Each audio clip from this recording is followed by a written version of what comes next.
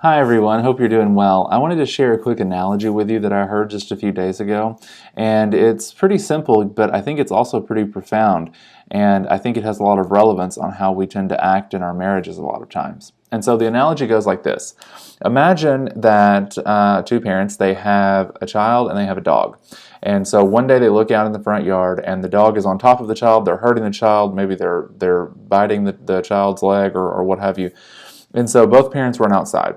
So mom's instinct may be to go and grab her child and pick her up and hold on her and love on her and make sure that she's okay and try to grab her and take care of her.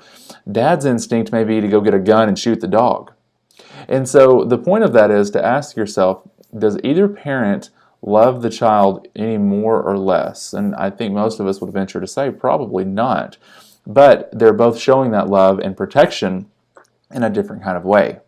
Now think about how that applies to your marriage. You and your spouse may be in situations where you give and receive love very differently. And neither one of those approaches are wrong, and that doesn't mean that you love the person any more or less. It's just that it's different, and different is okay in a relationship. If you're familiar with the 5 love languages, you know that some people really prefer acts of service, and other people may prefer words of affirmation.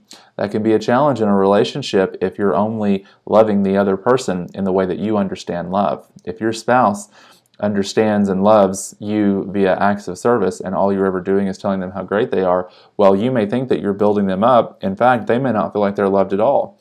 On the flip side of that, if you are the person who really likes acts of service and that's your love language, and you are trying to love someone who prefers words of affirmation or gifts or quality time or what have you, and you're constantly doing things for them, they still may not feel loved in that way.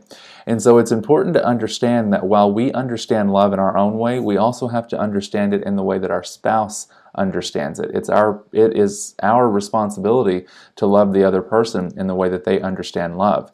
That doesn't mean that you should completely give in and never get your own needs satisfied in your relationship, but to show the person that you truly love them, it's important to understand what their differences are. If you're not familiar with the 5 love languages or you've never taken the quiz, do a simple Google search of the 5 love languages. You can take the quiz for free. It'll give you your results instantly. And that is a good start into understanding how to love your spouse in the way that they need and want to receive that love, and vice versa. As always, if you are struggling in that area in your relationship, especially this time of year as stress starts to pile on around the holidays, don't hesitate to reach out to us and give us a call. We'd love to work with you and help get you on the right track.